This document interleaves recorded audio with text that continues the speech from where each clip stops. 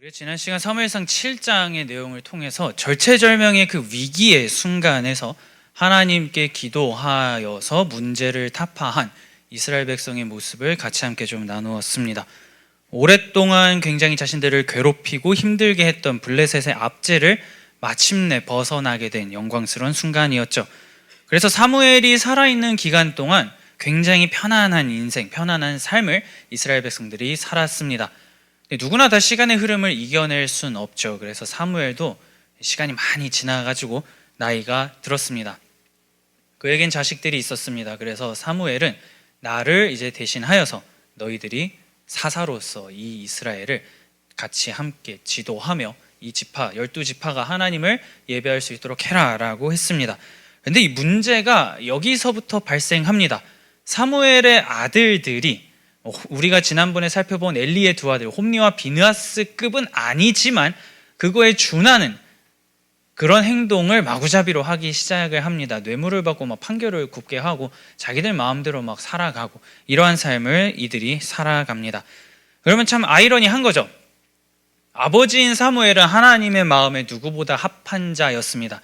그런데 그의 아들들은 하나님의 마음에 합한 삶을 살지 못했다라고 하는 겁니다. 그러면은 이 장면이 주는 의미는 되게 분명한 겁니다. 부모의 신앙, 내 집안의 신앙이 나의 신앙을 결정하지 않는다.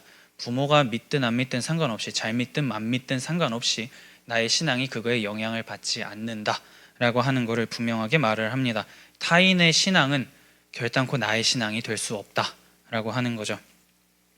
그래서 백성들이 이제 반기를 들기 시작합니다. 사무엘 때는 좀 괜찮았는데 이제 다시 좀 아닌 것 같아 해가지고 사무엘을 찾아가서 이 사사시대의 종말을 고하려고 합니다.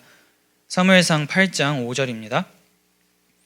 그에게 이르되 보소서 당신은 늙고 당신의 아들들은 당신의 행위를 따르지 아니하니 모든 나라와 같이 우리에게 왕을 세워 우리를 다스리게 하소서 한지라. 이스라엘은 통치 방식이 하나님이 통치하는 그러한 국가였습니다. 그래서 이거를 우리가 뭐라고 부르냐면 신정통치라고 부릅니다. 하나님이 다스리는 곳. 다른 국가는 왕정이죠. 왕정 통치이나 이스라엘은 신정 통치였습니다. 그런데 백성들이 생각을 하는 겁니다. 계속되는 사사의 실패 이런 거에 이제 지쳤고 자신들도 하나님을 찾는지 안 찾는지도 잘 모르겠고 그러다 보니까 우리에게 차라리 왕이 있으면 강력한 카리스마를 가진 그 왕이 있으면은 우리도 지금과는 다른 인생을 살아갈 것이다 라고 그들이 생각을 합니다. 그래서 하나님 물러가시고 신정통치 이런 거 이제 다 필요 없고 왕을 세워서 인간 왕을 세워서 왕정으로 좀 들어가면 좋겠습니다 라고 백성들이 얘기를 하는 겁니다. 그러면 사무엘이 이거를 좋게 볼 수 있느냐라고 했을 때 결코 아니죠. 여태까지 사사로 하나님의 말씀을 받아가지고 계속 하나님이 이 나라를 이 백성을 이 지파를 다스린다를 보여줬는데 그렇게 쫙 평안을 누리다가 이제 하나님 필요 없습니다 라고 하니까 사무엘이 그걸 좋게 보지 않습니다. 그런데 백성들의 그 말에 누구보다 상처를 받으신 분은 하나님이었다라고 오늘 본문이 보여줍니다. 7절에서 8절입니다. 여호와께서 사무엘에게 이르시되 백성이 내게 한 말을 다 들으라. 이는 그들이 너를 버림이 아니요 나를 버려 자기들의 왕이 되지 못하게 함이니라. 내가 그들을 애굽에서 인도하여 낸 날부터 오늘까지 그들이 모든 행사로 나를 버리고 다른 신들을 섬김같이 내게도 그리하는도다. 하나님이 분명하게 말씀하시죠. 출애굽 굉장히 오래전 얘기잖아요.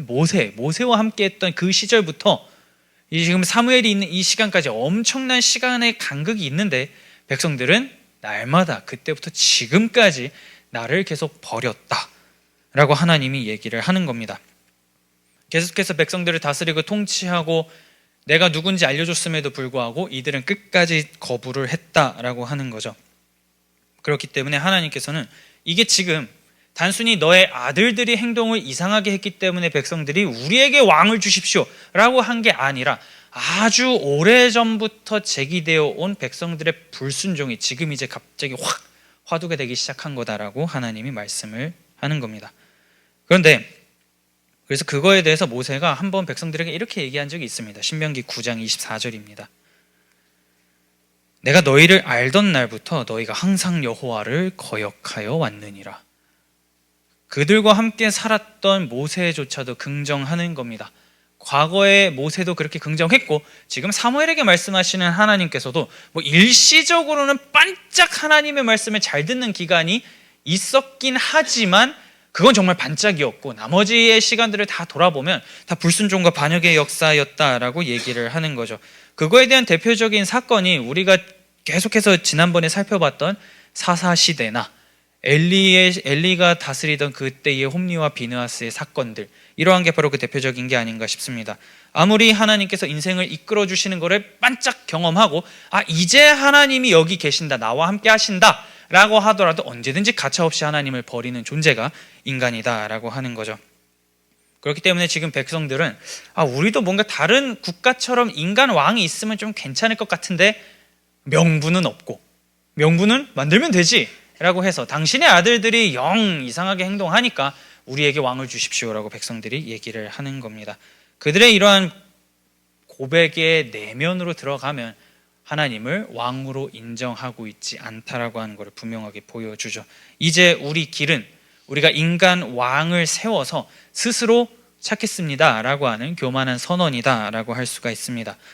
그런데 이러한 장면들을 보면요, 우리가 성경에서 이스라엘 백성들의 이런 어떤 불순종, 안 좋은 모습들을 보면 세상에 어떻게 사람이 이럴 수가, 내가 저기 있으면 이러지 않을 텐데 라는 생각을 우리가 좀 합니다만은 이들의 행동을 그대로 우리가 똑같이 대입을 해보면 그들이나 우리나 별반 다를 바 없다라고 하는 것을 우리 또한 알게 됩니다. 그런데 지금 이 장면 가운데에서 하나님의 사랑을 그렇게 받았음에도 불구하고 배역하는 이스라엘의 나쁜 이런 거를 보는 게 아니라 이러한 백성의 모습 속에서도 나타나는 하나님의 사랑을 우리가 좀 보려고 합니다. 아까 전에 하나님께서 말씀하셨던 것처럼 출애굽했을 때부터 지금까지 하나님께서 뭐라 말씀하셨냐면 계속해서 나를 거부하고 거절하고 불순종했다라고 합니다. 그게 1, 2년이 아니에요. 수백 년, 엄청난 기간이 흘러간 겁니다. 그럼에도 불구하고 하나님께서는 지금 자신에게 불순종하는 이 백성들의 행동마저도 하나님의 뜻을 이루는 방식으로 사용하겠다라고 말씀을 합니다. 9절입니다. 그러므로 그들의 말을 듣되 너는 그들에게 엄히 경고하고 그들을 다스릴 왕의 제도를 가르치라. 사실 하나님 입장에서 내가 지금까지 너희 어떻게 도와줬는지 아냐, 이제 진짜 됐다, 안 도와줄래? 라고 하실 수 있을 법함에도 불구하고 들어주겠다라고 하는 그들의 불순종에 일단 하나님께서는 들어주겠다라는 말씀을 하십니다. 대신에 들어주긴 하되 인간 왕을 세우면 이러한 위험이 있다. 그러면 이것까지 고려해서 정말로 왕을 원하는지 아니면 내가 너희들의 왕이 되어서 여전히 지금까지 너희들의 왕이었는데 내가 통치하는 게 나은지 결정을 해라 라고 하나님께서 말씀을 하시죠. 그래서 사무엘은 백성들에게 경고합니다. 왕을 세우면 물론 겉으로 볼 때 처음엔 좀 좋을지 모르지만 시간을 쭉 흘러가는 거를 돌이켜보면 그렇게 썩 좋지 않다라고 얘기를 합니다. 아들들은 당연히 군대에 징집이 될 거고 딸들은 딸들대로 노동에 투입이 될 거고 집 가사는 전부 다 왕이 필요할 때 다 빼앗길 거다. 그런데도 원하냐? 라고 사무엘이 얘기를 합니다. 그리고 너희가 그렇게 왕을 원하고 그래서 그 왕을 정말 얻었고 그리고 그 왕이 폭정을 일으킨다라고 하면 너희 삶은 당연히 힘들어지겠지. 그래서 하나님 앞에 나아가서 주님 잘못했습니다, 왕 때문에 너무 힘들어요 라고 한다 하더라도 하나님은 결단코 너희의 기도에 응답하지 않겠다. 그럼에도 불구하고 왕을 원하냐? 라고 사무엘이 경고합니다. 18절입니다. 그날에 너희는 너희가 택한 왕으로 말미암아 부르짖되 그날에 여호와께서 너희에게 응답하지 아니하리라 하니. 자, 아이러니한 거죠. 지금 사무엘이 이렇게 얘기한 거는 이들이 왕을 세우게 되면 필연적으로 이 문제에 봉착할 거다라고 하는 것을 미리 알려주는 것과 다를 바 없습니다. 왕이라고 하는 결과를 원해가지고 막 하나님 앞에 부르짖었고 그게 불순종이긴 하지만 하나님께서 들어주셔서 그 왕을 얻었다 하더라도 그 삶이 결코 평탄치 않을 것이다 라고 얘기를 하는 겁니다. 그런데 뒤에 본문에서 너희에게 너희가 아무리 기도를 열심히 해도 하나님이 응답하지 않겠다라고 하는 거를 영원한 단절인가, 이 백성을 드디어 하나님께서 사랑하지 않기로 결단하신 건가 라고 생각할 수도 있겠지만 여기서 응답하지 않겠다라고 하는 거는 너희의 불순종, 불신앙을 일단 들어주겠다. 그리고선 거기서 파생되는 그 결과, 그 열매는 너희가 감당해라 라고 지금 하나님께서 얘기를 하는 겁니다. 그 불신앙의 결과로 인해서 나를 찾는다 하더라도 나는 너희에게 그거에 대해서는 응답하지 않겠다라고 하나님이 말씀을 하는 거죠. 요거를 좀 더 풀어보면 하나님 앞에 나아가서 잘못된 길을 계속 고집하고 이거 안 주면 진짜 나 금식하다 죽어버릴 거야 막 이런 식으로 막 기도를 했을 때 하나님께서 그거를 허락하시긴 하지만 그 선택에 대한 대가와 결과는 너가 감당해라 라고 하나님께서 말씀을 하는 겁니다. 그거에 대해서는 스스로 경험하게 하심으로써 진짜 왕, 진짜 나의 삶에 도움이 되시고 길이 되시는 분이 누구인가, 무엇인가 라고 하는 것을 스스로 깨닫게 하기 위해서라도 하나님은 응답하지 않겠다라고 백성들에게 말씀을 하는 것이죠. 그러면 결국 이거는 하나의 징계이자 교육적 차원에서의 말씀이다라고 볼 수가 있습니다. 자, 그런데 이러한 왕에 대한 언급을 하나님께서 정말로 마음에 안 들어 하셔가지고 지금 막 이렇게 속사포로 쏟아내고 있는 거냐라고 했을 땐 또 막상 그렇지가 않아요. 모세가 백성들을 이끌고 광야를 지나갈 때 모세가 뭐라고 얘기하냐면요, 왕 필요하면 세워 라고 얘기합니다. 그러니까 성경은 왕정을 애초에 부정하진 않아요. 왕을 세운다라고 하는 게 정말로 막 치명적인 죄악이다라고까지는 얘기하지 않습니다. 신명기 17장 14절입니다. 내가 내 하나님 여호와께서 내게 주시는 땅에 이르러 그 땅을 차지하고 거주할 때에 만일 우리도 우리 주위의 모든 민족들 같이 우리 위에 왕을 세워야겠다는 생각이 나거든. 모세가 분명히 언급합니다. 너희가 가나안 땅에 들어가서 살다 보면 주변 국가들 다 볼 거고 그 국가들은 왕정이기 때문에 우리에게도 왕이 있으면 참 좋을 것 같아 라는 생각이 너희에게는 들 거다라고 하는 겁니다. 그런데 그 뒤에 모세가 뭐라고 얘기하냐면요, 왕이 좋다, 왕이 너희에게 필요할 수 있지, 그런데 이런 조건이 있어 라고 얘기합니다. 신명기 17장 15절 상반절과 18절에서 20절입니다. 반드시 내 하나님 여호와께서 택하신 자를 내 위에 왕으로 세울 것이며 그가 왕 위에 오르거든 이 율법서의 등사본을 레위 사람 제사장 앞에서 책에 기록하여 평생에 자기 옆에 두고 읽어 그의 하나님 여호와 경외하기를 배우며 이 율법의 모든 말과 이 규례를 지켜 행할 것이라. 그리하면 그의 마음이 그의 형제 위에 교만하지 아니하고 이 명령에서 떠나 좌로나 우로나 치우치지 아니하리니 이스라엘 중에서 그와 그의 자손이 왕 위에 있는 날이 장구하리라. 성경은 지금 보시면 왕정을 부정하지 않습니다. 거부하지 않아요. 왕이 필요하면 세우면 된다라고 얘기합니다. 그러면 사실 사무엘 입장에서 백성이 왕을 요구하고 모세가 예전에 예언한 거니까 그렇게 될 거라고 말을 한 거니까 그럼 여러분 왕 세웁시다, 뭐 어떻게 할까요? 라고 하면 됨에도 불구하고 우리가 아까 전에 앞부분 사무엘상 8장 초반부에서 봤듯이 굉장히 사무엘이 격하게 반응합니다. 지금 너희가 무슨 소리 하는 거냐? 라고 얘기를 하는 거죠. 그러면 여기서 이제 말씀과 행동이 충돌하기 시작합니다. 성경은 분명히 왕 필요하면 세워라고 했지만 사무엘은 백성들에게 굉장히 막 뭐라 했거든요.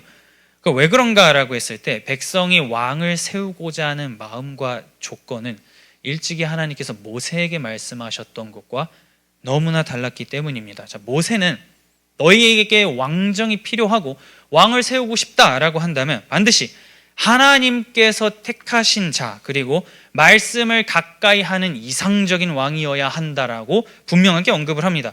그런데 오늘 사무엘상 쭉 8장에서 나오는 백성들의 모습을 보면 이런 거 다 필요 없고 우리 앞에 나가서 열심히 싸우고 우리를 위해서 우리를 좀 부강하게 만들어줄 사람이면 돼 라는 식으로 백성이 발언을 합니다. 그러면 하나님께서 말씀하신 왕의 상과 백성이 지금 요구하는 왕의 상이 너무 다르죠.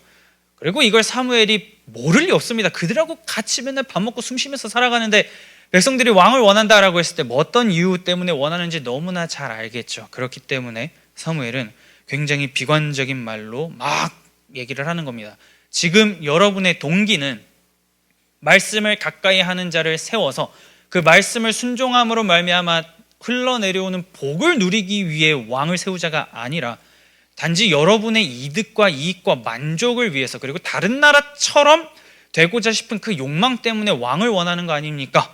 라고 사무엘이 얘기를 하는 겁니다. 자신들의 생각과 방법대로 그 모든 것을 왕이라고 하는 것에 투영해서 이렇게 가는 것이 정말로 답이다 라고 자신들끼리 스스로 답을 세우기 시작을 하는 겁니다. 인간적인 조건, 타국의 모습을 보면서 이렇게 세우면 그 사람이 이렇게 행동해 줄 거고 그러면 우리의 삶은 하나님께서 지금 우리의 삶을 이끌어 주시는 것보다 훨씬 더 나은 삶을 살 수 있다라고 그들은 답을 내린 거죠. 하나님께서 보시는 왕의 모습과 인간이 바라보는 왕의 모습, 이 시선, 모든 게 지금 충돌하고 있는 장면입니다. 그렇기 때문에 사무엘은 얘기하는 겁니다. 지금 여러분의 마음, 동기, 계획, 모든 게 하나님께서 일찍이 말씀하셨던 그러한 방법이 아니기 때문에 결국에는 이 길로 가게 되면 왕이 여러분들의 발목을 잡을 겁니다 라고 강하게 경고하는 겁니다. 그런데 사실 우리도 살면서 그러잖아요. 내가 내 마음에 확고한 답을 세우면 주변에서 아무리 뭐라고 얘기하든지 안 듣습니다. 안 들려요. 그게 좀 합리적이고 타당하다라는 생각이 들더라도 결국엔 그냥 내가 원하는 거, 내가 생각한 거, 내가 답이라고 생각하는 거를 우리는 선택합니다. 이스라엘 백성들도 똑같이 행동해요. 사무엘이 말하길 여러분 왕을 세우면 삶이 좀 고달파질 건데 진짜 필요해요? 라고 했을 때 지금 그 동기로 왕을 세우면 큰일 납니다 라고 하지만 백성은 전혀 듣지 않습니다. 사무엘상 8장 19절에서 20절입니다. 백성이 사무엘의 말 듣기를 거절하여 이르되 아니로소이다. 우리도 우리 왕이 있어야 하리니 우리도 다른 나라들 같이 되어 우리의 왕이 우리를 다스리며 우리 앞에 나가서 우리의 싸움을 싸워야 할 것이니이다 하는지라. 백성이 얘기하는 겁니다. 지금 당신이 얘기하는 그거 다 중요한 거 아니다. 어차피 왕 세우면 왕이 이런 거 다 가져갈 거 아니냐. 그건 일단 모르겠고 지금 제일 중요한 건 우리를 위해서 싸울 사람이 필요하다라고 백성들이 얘기를 합니다. 그런데 출애굽부터 쭉 성경을 읽어보면요, 일관적으로 얘기하는 게 무엇이냐면 여호와가 너희를 위해서 싸운다. 여호와가 너희를 대신하여 싸운다. 여호와가 한 발 먼저 앞서 나아가가지고 너희의 적과 싸운다 라고 하나님은 수없이 반복해서 말씀을 하셨습니다. 그래서 특히나 출애굽 2세대나 가나안 정복전쟁을 경험한 세대들 같은 경우에는 그런 모든 것을 다 경험했죠. 홍해가 갈라지거나 요단강을 건너거나 여리고가 무너지거나 이런 거 전부 다 하나님이 내가 너희를 위해서 싸우고 있다라고 하는 것을 보여주는 하나의 사건들이었다라고 하는 거 우리가 정리를 했습니다. 그래서 그 모든 사건들을 쫙 경험하면서 하나님이 이렇게 말씀을 하셨어요. 신명기 20장 4절입니다. 너희 하나님 여호와는 너희와 함께 행하시며 너희를 위하여 너희 적군과 싸우시고 구원하실 것이라 할 것이며. 가나안 정복 전쟁이나 사사들이 막 싸운 거 우리 삼손 막 봤잖아요. 혼자서 막 1000대1로 싸워가지고 이기고 이러한 사건들을 쭉 볼 때 하나님이 자기 백성을 위해서 싸우신다라고 하는 것을 너무나 분명하게 보여주는 예였지만 이걸 거절하는 겁니다. 인간 왕을 세우면 그 사람이 훨씬 우리보다 더 좋을 것 같아요. 우리가 생각하는 하나님보다 훨씬 더 나을 것 같습니다 라고 백성들이 얘기를 하는 겁니다. 하나님의 통치와 보호는 이제 더는 우리에게 필요 없습니다. 우리가 한 단계 더 높은 계단으로 치고 올라가려면 우리가 생각하는 지금의 이 방식대로 왕을 세워서 왕정을 꾸려 나아가야지만 우리는 더 높은 데로 갈 수 있습니다. 왜냐하면 그가 우리를 위해서 싸울 것이기 때문이지요 라고 얘기를 하는 겁니다. 그렇기 때문에 지금 백성들이 왕을 달라는 요구는 그냥 단순히 야 저기 주변 국가들 왕 있으니까 좀 폼나고 멋있다가 아니라 정면으로 하나님한테 반역을 하고 있는 행위라고 하는 걸로 우리가 정리를 할 수가 있고, 그렇기 때문에 사무엘이 말하는 겁니다. 지금 여러분 제정신입니까? 라고 얘기를 하고 있는 것이죠. 그렇기 때문에 여러분 기억하십시오. 지금 이 사무엘과 백성들이 마찰을 일으키는 것은 왕정 자체가 문제가 아닙니다.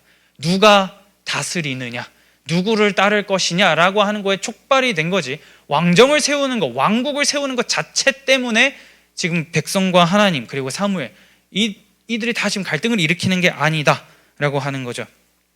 백성들은 하나님의 기준이 아니라 주변국의 기준을 가지고 왕 주세요라고 하는 겁니다.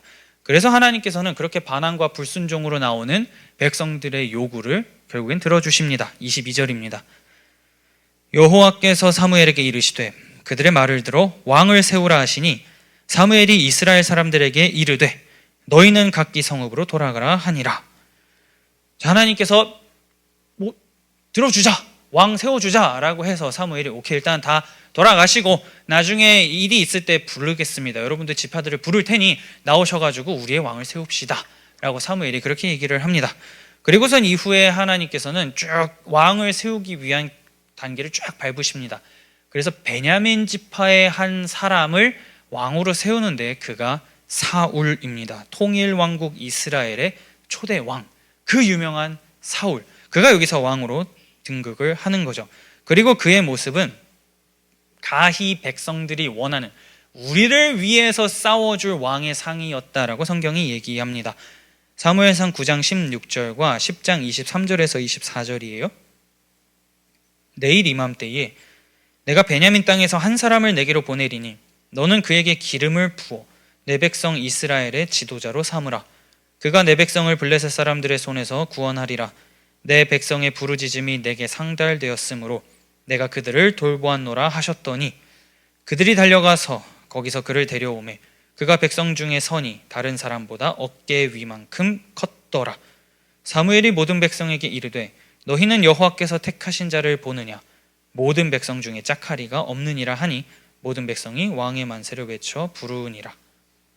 본문을 좀 여러 개 긴 본문들을 좀 봤습니다만 하나님께서 말씀하셨던, 모세를 통해서 말씀했던 왕의 상과 지금 사울에 대한 묘사, 이게 일치하느냐 일치하지 않느냐를 비교했을 때는 일치하지 않는다라고 하는 것을 보게 됩니다.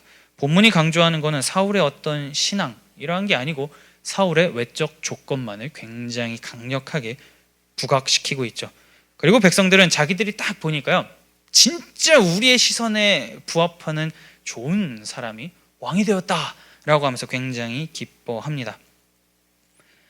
키가 크고 이랬다라고 하는 거는 누가 봐도 신체적인 조건이 뛰어나니까 알 수 있는데요. 왜 베냐민 지파의 사람이었냐라고 하면 이 베냐민 지파가 정말 싸움을 잘하는 지파입니다. 사사 시대에 이스라엘이 12지파입니다. 근데 12지파인데 일이 한번 틀어져 가지고 나머지 11지파하고 싸운 적이 있습니다. 그런데 베냐민 지파가 물론 패했습니다. 수적으로 못 이기죠. 그런데 상당히 많은 시간 동안 버티면서 승리를 이끌어낸 지파가 베냐민 지파입니다. 그러면 많은 12지파 중에 가장 호전적이고 가장 싸움을 잘하는, 결국에 바꾸고 말하면 전쟁했을 때 누구보다 승리를 많이 가져다 줄 수 있는 지파라고 생각한 지파가 베냐민 지파인데, 지금 하나님께서는 그 베냐민 지파의 신체적 조건이 아주 우월한 자를 왕으로 세운 겁니다. 그러면 이스라엘 백성들 입장에서 베냐민 지파 기대감 딱 1차 들어오고, 와, 다른 사람보다 머리 하나가 더 있어, 2차 기대가 오죠. 그렇기 때문에 와, 정말로 외적으로 강한 인상을 가진 자가 우리의 왕이 되었다라고 하면서 굉장히 좋아하는 겁니다. 백성들은 사울의 어떤 신앙을 검증해야 됩니다, 이게 아니고 하나님의 말씀에 그가 얼마만큼 순종하며 살았습니까, 이런 걸 물어보는 게 아니라 그냥 사울의 신체적인 조건만 딱 보고 이게 답입니다 라고 굉장히 외쳐 부르며 좋아했던 거죠. 사울은 결국엔 그들이 원했던 이상적인 왕의 상을 가진 인물이었다라고 하는 걸 보여주는 겁니다. 강한 무력으로 국가의 안정을 가져다 줄 그러한 왕이라고 하는 거죠. 성경이 제시했던 왕의 상, 곧 하나님의 말씀에 순종함으로 국가를 다스려야 한다라고 하는 그러한 내용은 오늘 본문에서 전혀 찾아볼 수가 없는 거죠. 그렇기 때문에 사울이 왕으로 세움받은 것은, 그러나 그럼에도 불구하고 어찌됐건 간에 하나님이 세우셨습니다. 이게 백성들이 그냥 자기 마음대로 사울을 추대한 게 아니고 하나님이 사무엘에게 말씀하시고 사무엘이 사울을 찾아가가지고 결국에는 왕으로 이 사람을 세우게 됩니다. 그러면 하나님께서 사울을 세우셨다가 되는 거고, 이걸 다시 바꾸어 말하면 백성들이 불순종했음에도 불구하고 그럼에도 하나님께서는 사울을 통해서 자기 백성을 구원하고자 하는 의지를 보이셨다라고 하는 것도 우리가 보게 됩니다. 물론 그들이 원한 상의 모습이었기 때문에 이후에 나타날 열매들에 대해서는 백성들이 감당을 해야겠죠. 그걸 통해서 진짜 우리의 왕이 누구인가는 나중에 백성들이 알아가게 될 겁니다. 그러나 지금 이 순간만큼은 하나님께서 사울을 통해서 내가 내 백성을 구원하겠다라고 하는 의지를 보여주시는 거죠. 그렇기 때문에 본문 어디에도 사울이 하나님 마음에 합했다, 사울이 하나님이 사울과 함께 있어서 막 국가가 흥왕했다, 이러한 표현은 하나도 나타나지 않는 겁니다. 오히려 사울의 외적인 모습만 강하게 부각이 되기 때문에 이후에 어떠한 일이 벌어질 것인가를 성경이 읽는 독자에게 다 보여주고 있는 거죠. 어떠한 어둠이 펼쳐질 것인지를 예고하는 겁니다. 앞선 7장, 사무엘상 7장 같은 경우에 예배를 드리던 중에 블레셋이 무장하고 쳐들어왔습니다. 어떻게 해야 되느냐라고 하는 절체절명의 순간 가운데에서 우리의 무기는 칼과 창이 아니라 하나님 앞에 엎드리고 기도하는 것이 우리의 살 길이다라고 하는 것을 에베네셀의 사건을 통해서 이스라엘 백성은 경험을 했습니다. 그 경험을 한 자들, 그것을 보고 누리고 지금까지 살아있던 자들이 결국에는 자신의 욕구와 욕망을 투영시켜서 하나님을 버리는 장면이 오늘 본문에서 나타나는 겁니다. 하나님께서 자신들을 위해서 싸우셨다라고 하는 것, 무기 하나 제대로 갖추지 못한 상황에서 블레셋을 이겨냈음에도 불구하고 여전히 백성들은 왕이 있으면 좋겠는데요, 우리를 위해서 싸워줄 사람이 있으면 좋겠습니다 라고 하는 겁니다. 결국에 백성들은 칼과 창이 우리를 구원할 수 있습니다 라고 고백하는 것과 다를 바 없고, 그들의 기억 속에서 하나님은 이제 점점 잊혀져 가는 일만 남은 거죠. 신앙생활을 하다 보면 우리도 마찬가지입니다. 하나님께 그냥 이유 없이 막 매달릴 때가 있어요. 이 방법대로는 뭐가 답이 나오지 않을 것 같으니까 하나님께만 매달릴 때가 있습니다. 그래서 우리 또한 나름대로 우리의 삶에서 뭔가 하나님이 하신 거라고 납득하지 않고서는 이 퍼즐이 맞춰지지 않는 그러한 일들을 미묘하게 조금씩 경험할 때가 있어요. 그러면 우리는 그때 외칩니다. 에베네셀의 하나님, 나의 기도를 들으시는 하나님. 하지만 그러한 은혜를 우리가 경험했음에도 불구하고 얼마 지나면 주님, 내 방법이 맞으니까 이거 주세요 라고 얘기할 때가 우리는 굉장히 많습니다. 우리 안에 들어가 있는 욕망은 날마다 외칩니다. 하나님이 아니라 지금 너가 생각하고 있는 게 답이라고 외쳐라 라고 얘기를 합니다. 그걸 통해서 구원을 얻으라고 하죠. 그렇기 때문에 그 마음의 외침 속에서도 끝까지 하나님이 길이고 답입니다 라고 하는 태도를 고수해 가면서 살아가는 인생이 결국에는 영적 전쟁이고 신앙생활이다 라고 우리가 정리를 할 수가 있습니다.